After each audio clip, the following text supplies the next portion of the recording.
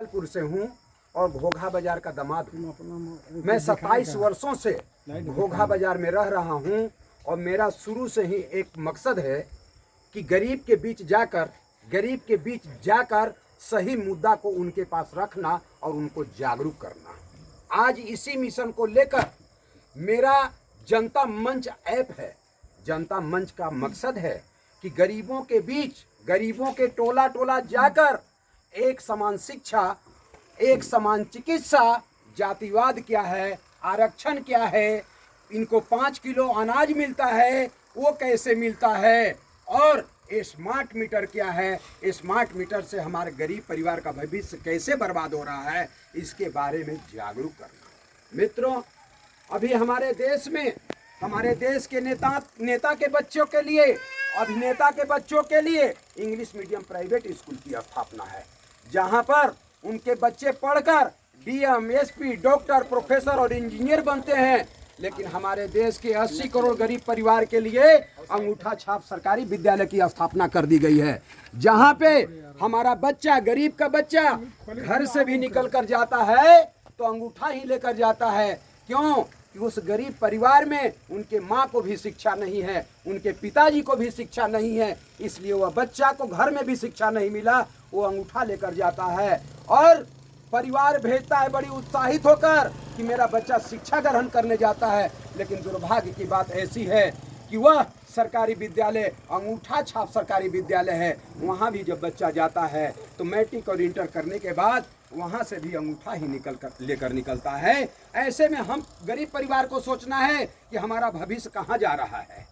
मित्रों, मैं आपको बता दूं, अगर यही हमारे देश में एक समान शिक्षा लागू हो जाए, हमारे देश के नेता, हमारे देश के अभिनेता के भी बच्चे सरकारी विद्यालय में शिक्षा ग्रहण करने लगे और हमारे देश का एक रिक्शा चालक, एक मजदूर का बच्चा, किसान का भी बच्चा वही सरकारी विद्यालय में शिक्षा ग्रहण करे तो अमीर का भी बच्चा उसी विद्यालय से डीएम, एसपी, डॉक्टर और प्रोफेसर, इंजीनियर बन के निकलेगा और हमारा गरीब मजदूर किसान का भी बच्चा वहीं से डीएम, एसपी, डॉक्टर और प्रोफेसर, इंजीनियर बन के निकलेगा।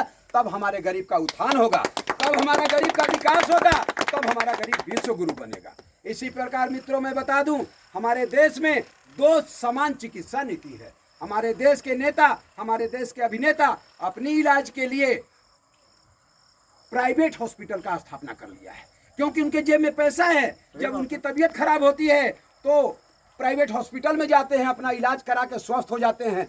लेकिन हमारे गरीब परिवार के लिए, आप लोग भागलपुर जिला से हैं, आप जाते होंगे मायागंज इलाज कराने के लिए, जब अस्पताल पहुंचते होंगे सरकारी अस्पताल, तो वहां पता चलता होगा कि समय पे डॉक्टर नहीं आए हैं। अगर डॉक्टर आए, अल्ट्रासाउंड की आवश्यकता है तो अल्ट्रासाउंड मशीन खराब है, सीटी स्कैन की बात आई तो सीटी स्कैन खराब है। अगर आपको 10 दवा की जरूरत है, 10 दवा लिखाया तो आपको सरकारी अस्पताल में 2 ही दवा मिलेगा, 8 दवा मेडिकल प्राइवेट स्कूल से खरीदना पड़ेगा और मेडिकल से खरीदना, स्टोर से खरीदना पड़ेगा।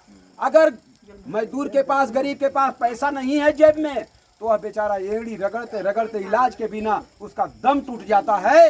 लेकिन जिस नेता को हम गरीब वोट देकर कुर्सी पर बैठाते हैं, उनको थोड़ा सा भी अफसोस नहीं होता है कि इलाज के बिना हमारे गरीब जनता का जान चला गया। लेकिन होता क्या है मित्रों, जस्ट उल्टा होता है कि जिस नेता को हम वोट देते हैं, अगर उनको छींक भी आ जाती है तो नीच चैनल पे आ जाता है, टीवी पे आ जाता है और हम सारे गरीब देशवासी चिंता में डूब जाते हैं कि हमारे महान नेता को छींक आ गया, छींक आ गया। वो हमारे मरने पर थोड़ा सा भी चिंतित नहीं होते हैं, और उनको छींक आ जाता है तो हम सभी चिंतित हो जाते हैं। बताइए, जब आम नागरिक में, आम जनता में और नेता में जब इतनी दूरियां रहेगी तो हमारा गरीब का उत्थान कहाँ होगा? ये सोचना हम लोग कभी नहीं होगा। अब मित्रों, मैं बता दूं, हमारे देश में 2 प्रथा बहुत चरम सीमा पे चल रहा है, एक जातिवाद और दूसरा आरक्षण। आप हमको बता दीजिए, जब से मेरा देश आजाद हुआ तब से लेकर आज तक हम लोग जातिवाद के नाम पर वोट दिए हैं, हमारे पूर्वज भी दिए हैं, अब हम लोग भी जातिवाद के ही नाम पर वोट दिए हैं। तो आप हमको बता दीजिए बंधुओं, जब से मेरा देश आजाद हुआ तब से लेकर आज तक जब हम लोग जातिवाद के नाम पर वोट दिए हैं, तो हमारे देश में जितनी भी जातियां हैं सबका कोई ना कोई तो नेता बना। कोई प्रधानमंत्री बना, कोई राष्ट्रपति बना, कोई मुख्यमंत्री बना, कोई सांसद बना, कोई विधायक बना, लेकिन आप हमको बता दीजिए कि एक भी नेता अपने गरीब के जात का वोट लेकर कुर्सी पर बैठ गया हो और 5 साल में अपने ही गरीब के जात में सोने का पंख लगा दिया हो और वह गरीब जात, कुर्सी का जात सब जाति से देश में ऊंचा उड़ रहा हो। कोई जाति है क्या? नहीं। कोई जाति है क्या भैया? नहीं है। तो खुद वह नेता खुद आपका वोट लेकर अपने शरीर में सोने का पंख लगा लेता है और आपके ऊपर वो खुद उड़ना शुरू कर देता है। ना आपके गरीबी को देखने आता है, ना आपके बिजली की समस्या को देखने आता है, न पानी की समस्या को देखने आता है, न शिक्षा की समस्या को देखने आता है, न चिकित्सा की समस्या को देखने आता है। बताइए, अगर यही परंपरा चलते चला गया तो गरीब कभी विश्व गुरु बनेगा? कभी नहीं। गरीब का कभी उत्थान हो पाएगा? अब आपको, आप चले जाइए आरक्षण में। आप यह बताइए कि हमारे देश में महिला को आरक्षण है ना? महिला को आरक्षण है ना? आप हमको बता दीजिए, जब महिला को आरक्षण है तो हमारे देश की जितनी भी राजनीति पार्टियां हैं, अरे 10 समाज में एको को तो गरीब महिला पढ़ी लिखी होगी भैया, सब नहीं है, लेकिन एको को तो मिल जाएगी 10 समाज में। हमारे देश की कोई भी ऐसी राजनीति पार्टी है जो वहां से चलकर आई और गरीब की महिला को झोपड़ी से निकाल कर ले गई हो और अपने पार्टी से देकर विधायक बनाया हो कि चलिए हम आपको टिकट देते हैं, आप गरीब की महिला हैं, आप विधायक बनिए, आप सांसद बनिए, आप गरीब की आवाज उठाइएगा, गरीब का उत्थान कीजिएगा, तब गरीब आगे बढ़ेगा, तब गरीब विश्व गुरु बनेगा। लेकिन आज तक ऐसा नहीं हुआ है। इसलिए हम लोग जातिवाद में भी न जाएं, जातिवाद में भी नहीं जाएं और आरक्षण में भी नहीं जाएं। अब आरक्षण का 2 पॉइंट और 1 पॉइंट और मैं बता देता हूं।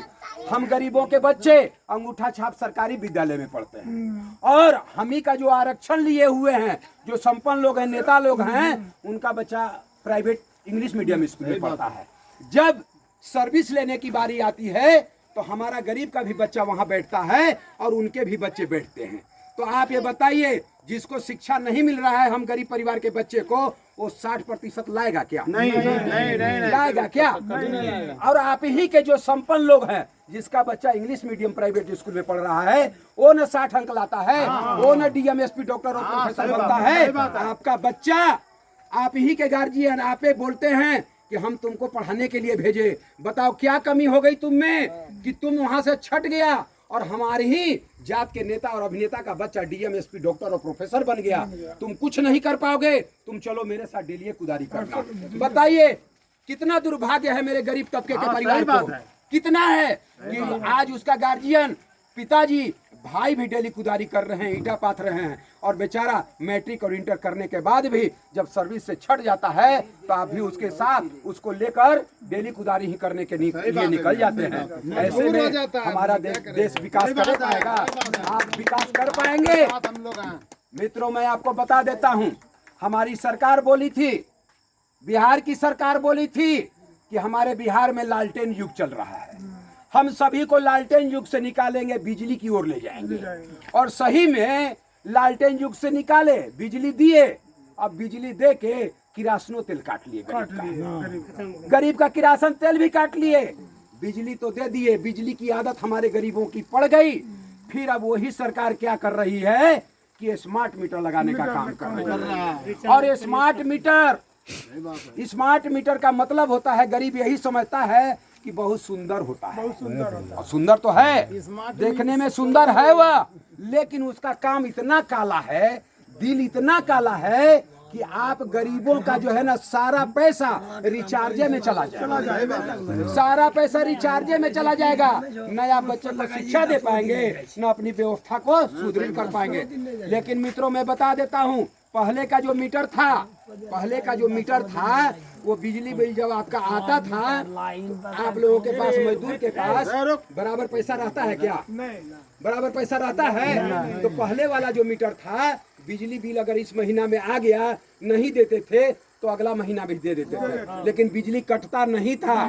लेकिन सरकार क्या करती थी कि इस महीना का बिजली बिल अगर अगले महीना भेजती थी तो चक्रवृद्धि ब्याज जोड़कर भेजती थी, लेकिन फिर भी हम लोग जमा कर देते थे। लेकिन आज सरकार स्मार्ट मीटर लगाकर ऐसा घिनौना काम कर दी कि जब हम रिचार्ज कराएंगे तभी तक जलेगा और नहीं तो अंधेरा में बैठे रहेंगे। तो आप लालटेन युग से बिजली के युग में तो लाए, लेकिन अब स्मार्ट मीटर लगाकर हम सारे गरीब वासियों को मोमबत्ती युग में ले जा रहे हैं। मोमबत्ती युग में ले जा रहे हैं। और मोमबत्ती भी 12 रुपये पीस है, 12 रुपये पीस है। गरीब बेचारा जब खाना खाएगा तो मोमबत्ती जला लेगा, नहीं तो फिर बुता के रख देगा कि कल काम आएगा। तो मैं माननीय नीतीश कुमार मुख्यमंत्री जी से आग्रह करना चाहता हूं कि महोदय, मेरा बिहार गरीबों की धरती है, मेरा बिहार बेरोजगारों की धरती है। युवा को आप रोजगार भी नहीं दिए, गरीब तबके के बच्चे को शिक्षा भी नहीं दिए, और आप वादा किए थे कि मैं लालटेन युग से बिजली की ओर ले जाऊंगा, लेकिन आप ये वादा नहीं किए थे कि बिजली युग से आप गरीबों को एक समय ऐसा आएगा कि स्मार्ट मीटर लगा के आपको मोमबत्ती युग में ले जाएंगे। इसलिए महोदय जी, मैं आपसे आग्रह करता हूं कि कृपया आप बिहार में ग्रामीण क्षेत्रों को छोड़कर स्मार्ट मीटर लगाने का काम करें। और इसलिए कि हमारे गरीब जो बिहार में वास करते हैं वो मजदूर तबके के हैं, वो किसान तबके के हैं, वो रोज दिहाड़ी करते हैं, तब उनका रोजी रोटी किसी भी प्रकार चल पाता है। अगर आप नहीं जगे तो 2025 दूर नहीं है, ये गरीब जनता की आवाज चलेगी, ये गरीब जनता जगेंगे और आप कहां चले जाएंगे, आप इसकी कामना कर लीजिए। इसलिए महोदय जी, आपसे आग्रह है कि ग्रामीण क्षेत्र को छोड़कर कृपया आप स्मार्ट मीटर लगाने का काम करें। मित्रों, मैं आपको आगे बता दूं कि आप लोग 5 किलो अनाज लेते हैं ना, मिलता है ना 5 किलो अनाज। आप हमको यह बता दीजिए कि हमारे मोदी जी बोलते हैं कि हम भारत देश को विश्व गुरु बनाने जा रहे हैं, और वही मोदी जी दूसरी तरफ से बोलते हैं कि हमारे देश में 80 करोड़ गरीब तबके के लोग वास करते हैं। हम 5 किलो अनाज देते हैं तब उनका चूल्हा जलता है, हम 5 किलो अनाज देते हैं तब उनकी पेट की आग बुझती है। आप यह बताइए कि हमारे देश का अभी जो जनसंख्या है लगभग 1.5 अरब पहुंचने को है। 1.5 अरब में 80 करोड़ गरीब तबके के लोग वास करते हो, बताइए वो देश विश्व गुरु बनेगा? नहीं बनेगा विश्व गुरु, है ना? आप यह बताइए, मैं पूछता हूँ कि जिस 80 करोड़ गरीब तबके के लोगों को मोदी जी 5 किलो अनाज देते हैं, उसमें से एक भी व्यक्ति मोदी जी से पूछा क्या कि मोदी जी ये 5 किलो अनाज आप कहाँ से लाते हैं, हमको कैसे देते हैं? एक भी व्यक्ति पूछा? नहीं पूछा।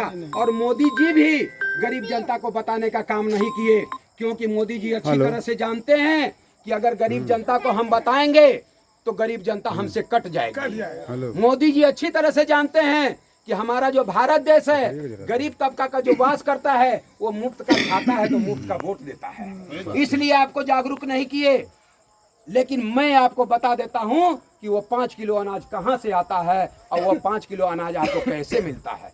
आप हमको बताइए, मोदी जी के पास नोट का कोई पेड़ है, गांच है? नहीं। कि वो गांच को हिलाते हैं? नहीं। नोट बरसता है, बोरा में भरते हैं, अब 22 रुपये अनाज खरीद के हम गरीबों में फ्री में बांट देते हैं, ऐसा है क्या? नहीं।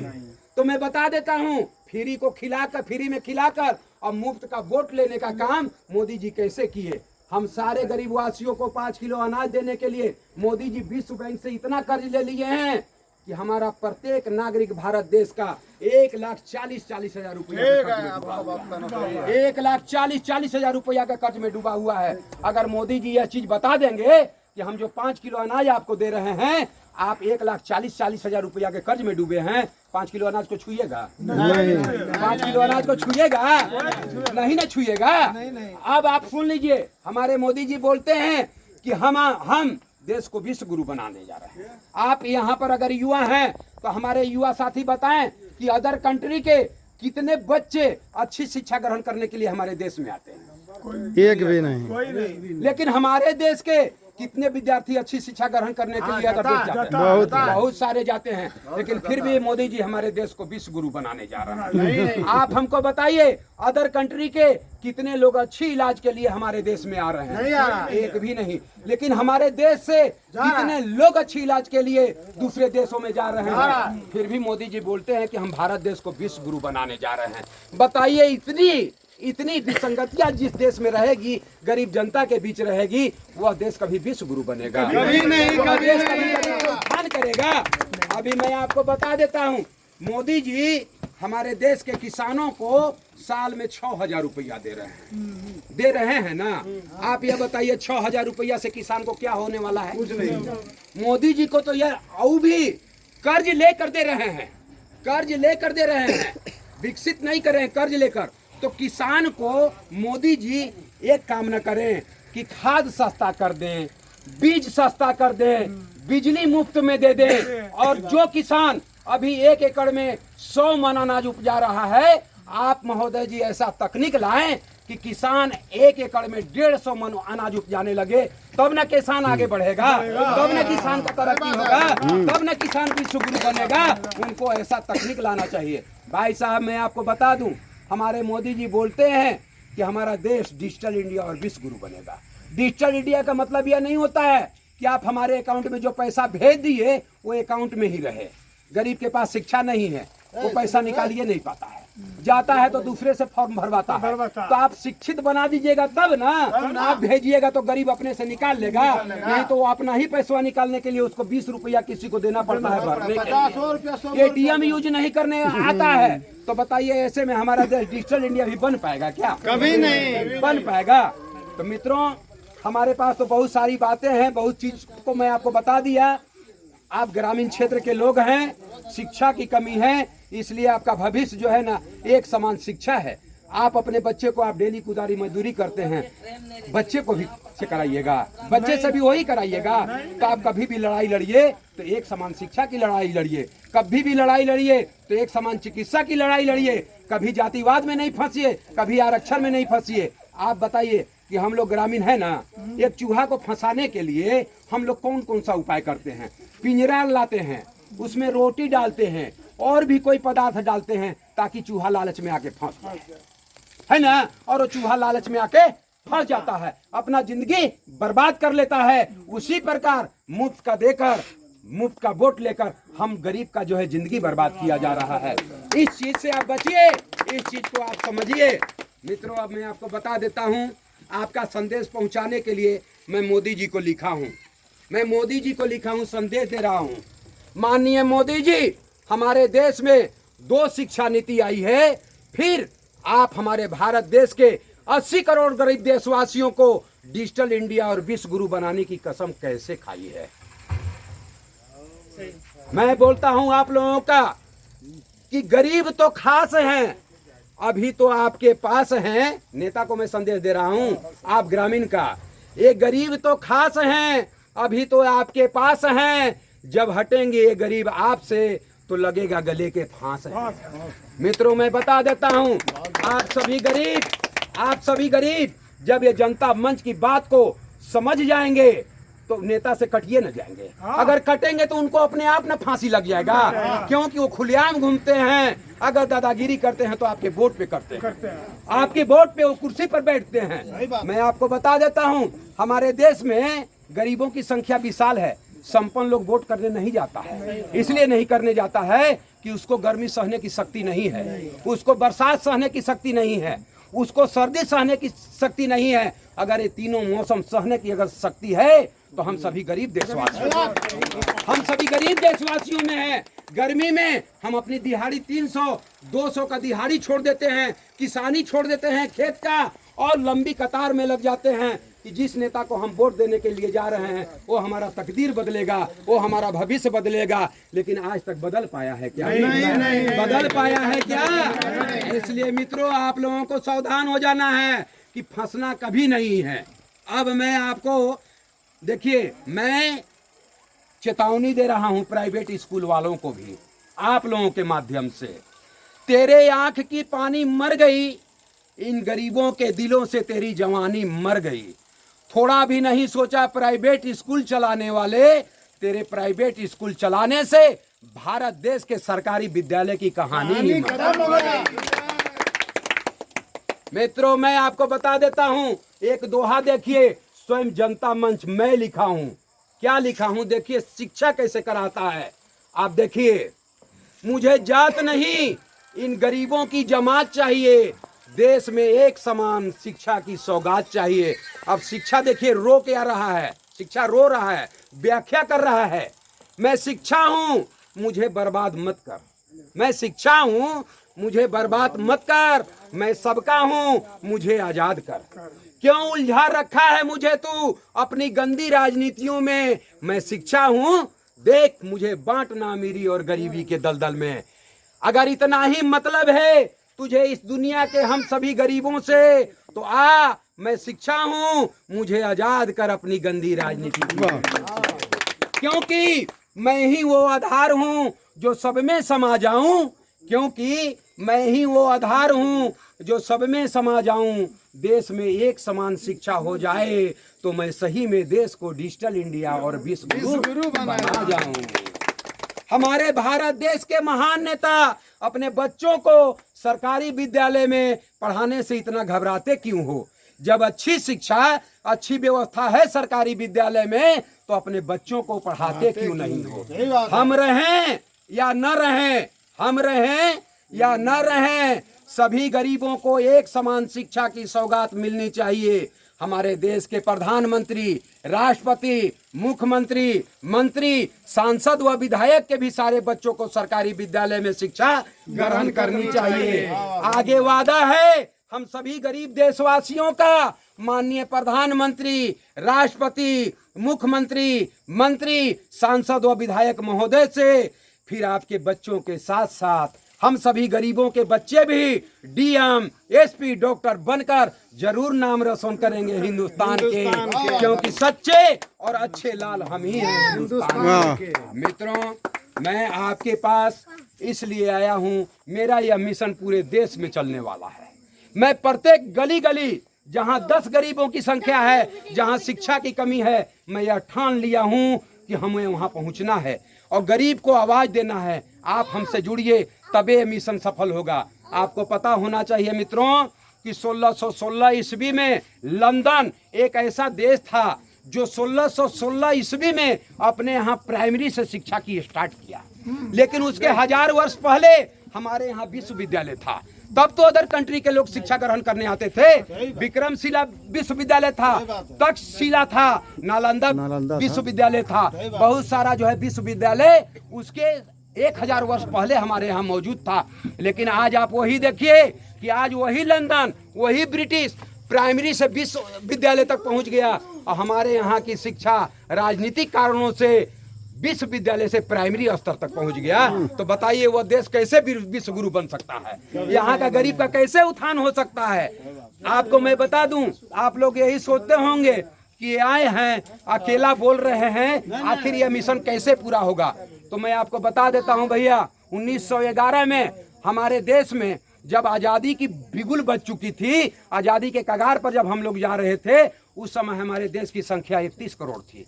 उस 31 करोड़ में एक महात्मा गांधी निकले। वो जानते थे कि हमारा 31 करोड़ जो जनता है, भारतवासी हैं, वो अंग्रेज की गुलामी से त्रस्त हैं। अगर मैं निकलूंगा, 2 आदमी 4 आदमी को समझाऊंगा, कारवां बढ़ते चला जाएगा। और सही में कारवां बढ़ते चला गया और एक दिन 31 करोड़ लोग एक पैर पर खड़ा हो गए और अंग्रेज को खदेड़ कर ही दम लिए। लेकिन आज एक समान शिक्षा और एक समान चिकित्सा हमारे देश में, मोदी जी बोलते हैं 80 करोड़, लेकिन दोस्तों मध्यम वर्ग भी गरीब तबके में ही आता है। इसलिए मध्यम वर्ग, गरीब, मजदूर और किसान को मिलाकर हमारे देश की संख्या लगभग 100 करोड़ है। और यही एक समान शिक्षा और एक समान चिकित्सा हमारे 100 करोड़ लोगों हिंदुस्तानियों का आंदोलन बन गया है। तो आजादी से बहुत बड़ा ना आंदोलन है। तो इस आंदोलन को आप लोग ना सफल बनाइएगा। हम तो जगाने आए हैं, आपको जगा रहे हैं। ना कोई जातिवाद पर है, ना किसी धर्म पे है, बस गरीब का उत्थान कहाँ से होगा, गरीब का मिशन कहाँ पर है, वो अटका कहाँ पर है, इसी चीज को जगाने के लिए हम प्रत्येक गरीब टोला में जा रहे हैं। करने के लिए आप आए हैं कि जागरूक होइए, बस यही है। तो आप ये बताइए कि आप लोग समझ गए मेरी बात को? समझ गए ना? आप लोग जनता मंच से जुड़िए, अपने व्हाट्सएप ग्रुप से मेरा वीडियो दूसरे जगह छोड़िए। और अगर आप लोगों का कहीं लगाव है, कहीं भी लगाव हो, आप लोगों का बहुत सगे संबंधी होंगे, गरीब टोला से आप लोग जुड़े होंगे, तो आप वहां संपर्क कीजिए और हमारा प्रोग्राम वहां भी कराइए। हम चाहते हैं कि हम 24 घंटा में कभी भी चैन से न रहें, हमारा बराबर प्रोग्राम होता रहे, बराबर गरीब परिवार जगता रहे, तभी मेरा मिशन सफल होगा। इसलिए आप लोग अपना भी नंबर दे दें, मेरा भी नंबर ले लें, रजिस्टर में लिख दें, ताकि मेरा मिशन सफल हो और आप लोग खुशहाल रहें, जीवन आपका आबाद रहे। आप एक समान शिक्षा की लड़ाई लड़िए, एक समान चिकित्सा की लड़ाई लड़िए, ना आप में कोई जातिवाद होना चाहिए। हमारे देश में, मैं आपको बता देता हूँ लास्ट में, हमारे देश में न कोई साव है, न कोई ब्राह्मण है, न कोई जादवंशी भाई हैं, न कोई मंडल हैं, न हरिजन हैं, न दलित हैं, न महादलित हैं, न ठाकुर हैं। अगर सब गरीब एक जाता में अगर पीछे जा रहे हैं तो सबका एक ही जात है गरीब, सबका एक ही जात है गरीब, क्योंकि सब एक ही जाता में पीछे जा रहे हैं, फिर जात कहां से आया। इसलिए एक जात मानिए, गरीब हैं हम, तब आप एक मिशन में जुटेंगे, तब यह मिशन सफल होगा। और हमारे देश के जो नेता आज तक अत्याचार किए हैं उनको भागना पड़ेगा, उनको भागना पड़ेगा। यह मिशन आपको लेकर चलना है। ये कहाँ पड़ गया भैया, थोड़ा सा हमको कै नंबर वार्ड में ये है? कोदवार पछारी टोला 3 नंबर वार्ड है। कोदवार पछारी टोला 3 नंबर वार्ड।